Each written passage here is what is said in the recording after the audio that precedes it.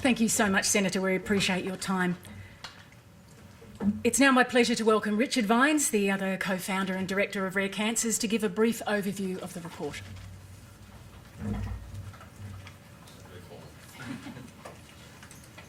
Right.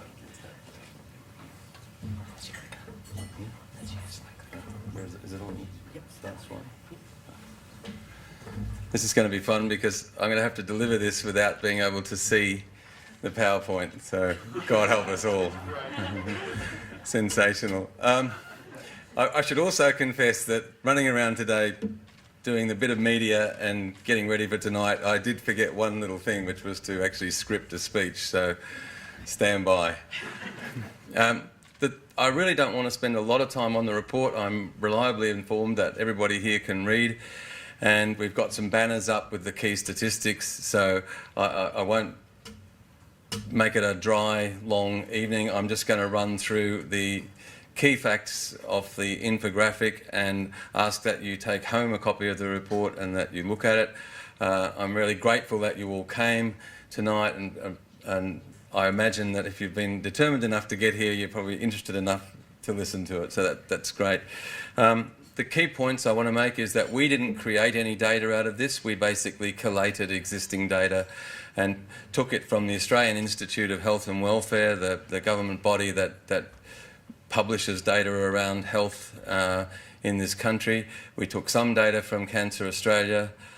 We took some data from information we could get on the PBS, and we validated that with, when we thought it was too surprising, we validated that with people within the pharmaceutical industry, and we put it together as a report to draw attention to the state and the plight of rare and less common cancer patients in Australia.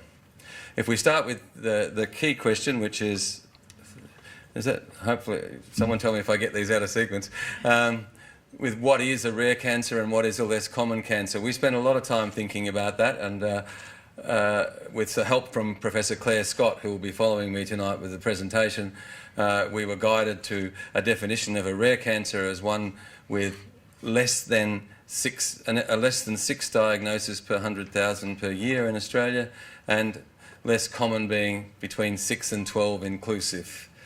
And that pretty much gives us a definition that incorporates most cancers in Australia, with the exception of the ones that we always hear about: breast, prostate, bowel, lung, melanoma and non-Hodgkin's lymphoma. And that we have trialled that definition and talked to a lot of people about it, and everyone is reasonably comfortable with it. It doesn't, Claire will tonight focus more on rare cancers than less common, but it doesn't invalidate the statistics. Using those definitions, we see that there are 42,000 people in Australia diagnosed with one of those 150 plus cancers every year. And that represents 30% of all cancer diagnosis, and that translates across into 50% or thereabouts of all cancer deaths. And you will find at times when these conversations are being had about whether it's 50%, sometimes it will be a little less, sometimes it will be a little more, and it's as delicate as whether or not we include some blood cancers, whether non-Hodgkin's lymphoma lands in the area or whether it doesn't. So if we talk around 50% of cancer mortality being caused by these cancers, then we're pretty much in the ballpark. So we have 30% of diagnosis, 50% of mortality, and how does that, and the other most striking thing about that is if we start to look at how that mortality compares to common cancers, and the differential basically has been research funding, treatment funding, general public awareness, the ability to do screening tests on things like bowel cancer and prostate cancer. We see that over time, and you'll see it on, and unfortunately you maybe can see it. Have we got the graph up? Yeah. If we've got the graph, you can see that the line going up and most steeply is the mortality for rare, the increased rate of... Next slide. Oops, sorry. This is... One more? Yeah, well, sorry. This is just so much fun. So you can see that the line that's going up most steeply is the rare and less common cancer mortality, And you can see that the jagged line that's sort of surrounding the population increase is common.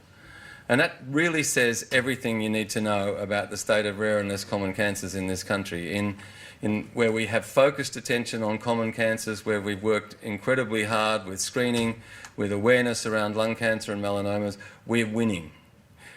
We're actually managing to win. Where we've not had the same focus with rare and less common cancers, we're not only losing, we're losing at a rate of twice the rate of population growth. And this report and everything we're about is saying, hey, it's now time to stop and have a look. It's wonderful what we've achieved with breast cancer, it's wonderful what we've achieved with prostate cancer and bowel cancer, but now it's time to look at the other 150 and work out ways to achieve the same things and more in those areas. And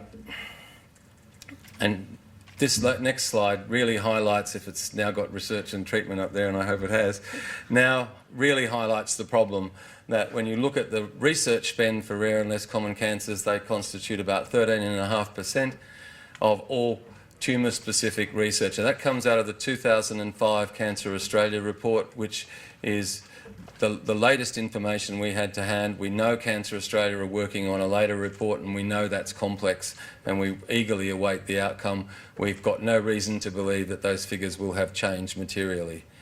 So that figure stands, and the other figure is around PBS treatment, which is around 12.5%. And again, if you think about it logically, there are very few treatments available for rare and less common cancers, and they're incredibly difficult to get approved because we have small populations. So how do you do a big trial and prove to the PBAC that you have a cost-effective treatment? With the combination of that, it's not surprising that we have such a small spend. The reason that I wanted to put that particular figure in the report is that often when we hear about discussions of treatment, we hear about it in the context of they're incredibly expensive.